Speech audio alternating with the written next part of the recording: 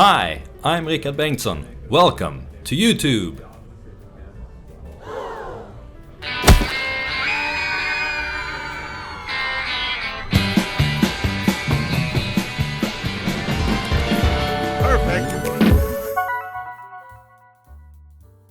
So we're kicking things off in Photoshop, and I'm just using this as a brainstorming tool where I draw a quick little grid of just a storyboard-ish template where I have a couple boxes that I can just throw some ideas into. And I have a pretty clear idea in my mind already, but I'm just putting it on paper, both so that you guys watching this video will be able to follow along a little bit more and make sense of what I'm doing, but also to really visualize it for myself and take what I have in my head and sort of see it on the page and see, does that make sense? Do I think the animation is going to flow nicely? Will I be able to fit everything that I want into the time that I have? And then I'm jumping into After Effects and just kicking things off by starting to build. And what I'm building first is the keyframe shape. So what I have in the middle of the screen is going to be, for the eagle-eyed viewer, it's going to be After Effects keyframes that are going to be moving between different states of what keyframes in After Effects could look like. Now, that might not make sense to everybody watching it, and it doesn't really have to either. It's just like a bit of a fun detail for the people who get it, and for everybody else, it's just like a weird geometric shape in the middle that's changing for whatever reason, and then we have a bunch of other stuff going on outside of that keyframe shape in the middle. So what I'm doing here is I'm building the whole animation and transition between the different keyframe types in the same composition, and then controlling that animation through time remapping. So it's moving from linear to easy ease, using merge path, and building everything inside of one composition that I can then time remap to fit with everything else going on in my scene itself. And that's what I'm starting to build out at the moment here. What I'm doing is pulling that composition into a new one, creating a 3D camera and a 3D null that allows me to zoom in and out and do the overall camera movements while I have an animated cursor coming in and clicking on the keyframe to sort of trigger that change from one state to the other.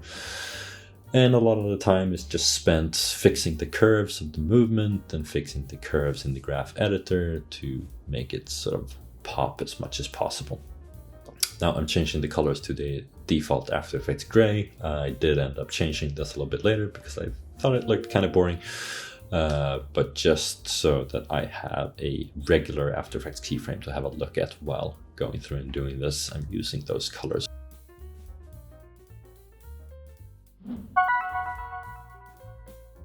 Now I'm starting to pull together some other elements to build out the scene itself. I've created a 4-color gradient with the pretty much 4 brand colors of my own thing to just have a bit of movement in the background, and then I'm using some rounded rectangle shapes to further just emphasize what's happening here and add a little bit more visual detail to what's going on. The whole intro itself, final one, I think is around 7 or 8 seconds, so it's not a whole lot of time, but the more of these small details that you can add, the better, really.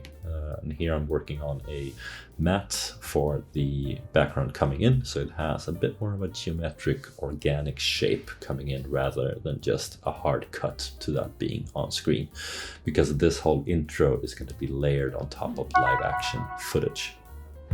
Now I'm starting to build out the swirl itself, which is something that I ended up coming back to a couple times throughout the entire thing. I had a pretty good idea of what I was going for, but I didn't have a super concrete idea of how I was actually going to build it. And that's a lot of the times how I like to approach projects like this, where it's not just about having an idea, sketching it out in Photoshop, and then just following that along, sort of paint by numbers, basically, where you know what you're going to do already. It's just about doing the work.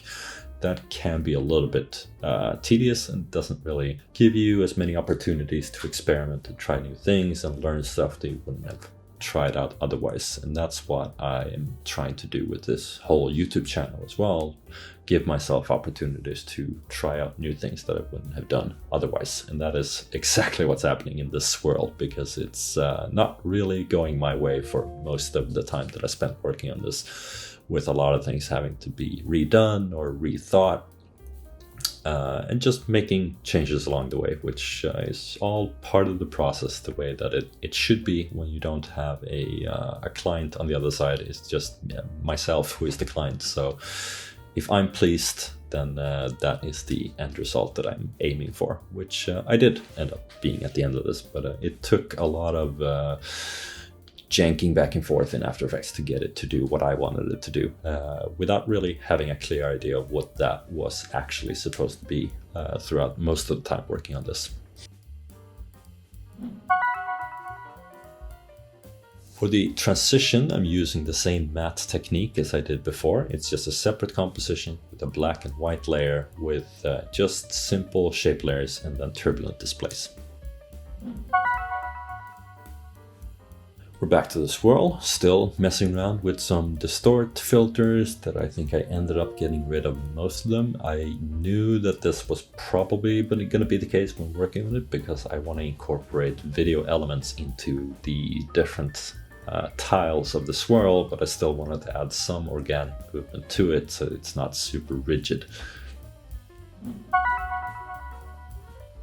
Now we're looking at scene 2, which is the ending of the whole intro. So I have the first keyframe in the swirl. That is then transitioning into the second part, which just reveals my name, and then just a brief little subtitle of what this whole YouTube channel is supposed to be about. So this is one intro that I can use for every video. It's not topic specific, it's just one whole intro for the YouTube channel as a whole, which features my name or the name of the channel, a quick little subtitle on what it is, and then it's also going to feature a animated version of myself, which is the character goes here placeholder that is coming a little bit later along. And this is also one of those workflow techniques that I tend to have, where I'll just place placeholders for different elements that I'm not quite sure exactly what I'm supposed to do with yet, but I know that I want to incorporate them there layout wise. Here I'm just messing around with the final sort of titles package slide to make it look nice, using that 4-color gradient, using the white background to make the text clearly legible, while maintaining a good looking design for the whole thing and make everything make sense together. Again, we're playing with the matte transition, so the whole intro animation is going to be layered on top of live action footage, both for the intro and outro, so it needs to have a clean out animation as well, so it's not just cutting from the animation to live action footage. I wanted to spend a little bit of time to have that matte animation in there as well, to smooth out the transition between animated content and live action.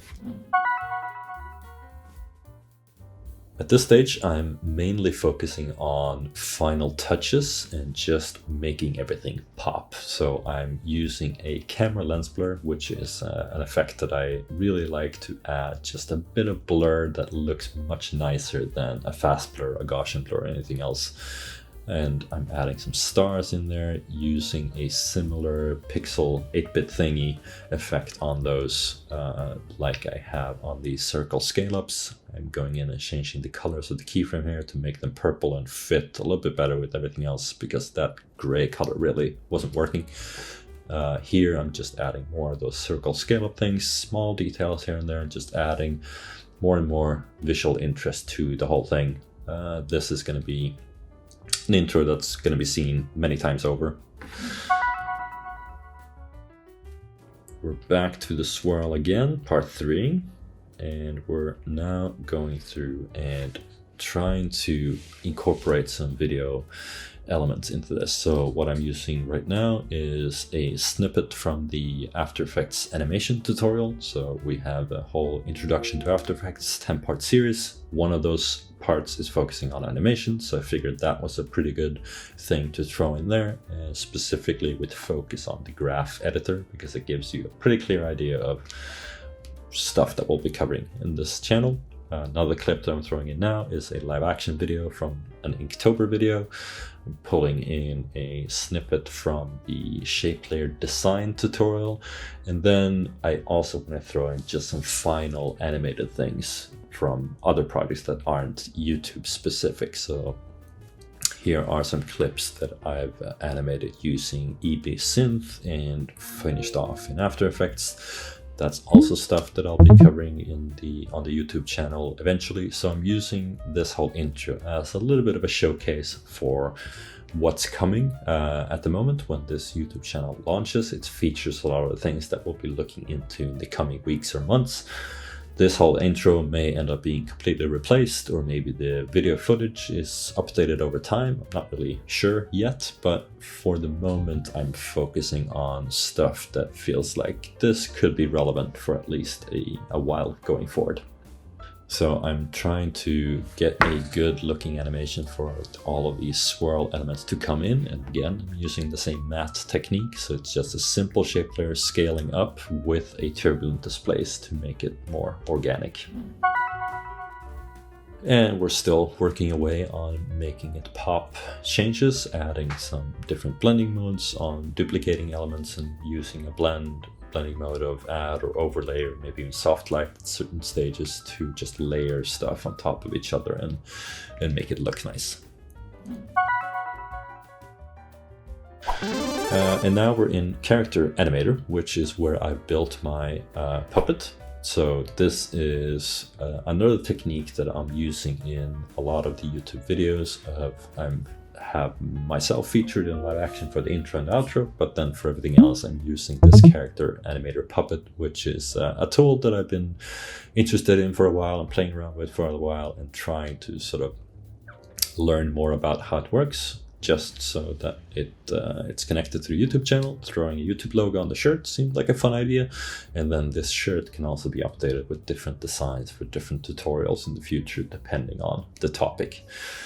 So I'm just doing a mix of webcam animation, which is one of the features of Character Animator, that it's actually using your webcam as an input, but I'm also using different controls here that I pre-created for hand poses, for eye blinks, for mouth shapes, to blend keyframe animation with the motion capture animation from the webcam to make give me a little bit more control over the end result and not just relying on me doing the performance perfectly, because that might not necessarily happen, and it also might not be the easiest route to go depending on what you animate.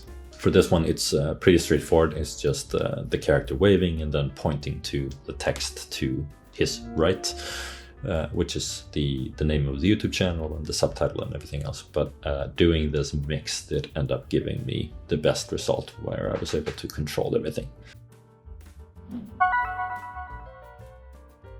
And we're moving into finishing touches. So instead of rendering the character animation directly from that program, I'm using dynamic link, which means that I can still go back to Character Animator, make adjustments here and there to the animation itself. And here I'm mostly playing around with the layout of this final scene to make it look nice and make also everything fit on screen that needs to go in there, because at this point it is quite a lot of things that need to come together in just a couple seconds really. So here I'm back in Character Animator making some adjustments, because I realized that because I have the matte animation actually taking the outro off screen, I also needed to get the character off screen somehow. And here I'm blending between the motion capture performance and keyframed animation for when the character is sort of falling down towards the bottom of the screen. I wanted to have the character react to that, both with his expression and then also just throwing his hands up in the air to make that whole thing make a little bit more sense. So it's a lot of back and forth adjusting things on a frame by frame basis basically. Things are starting to come together here, so I'm just giving it a couple last previews to fix any apparent issues. Then I also ended up rendering it out and then going back to After Effects, fixing some more things. But here is the end result.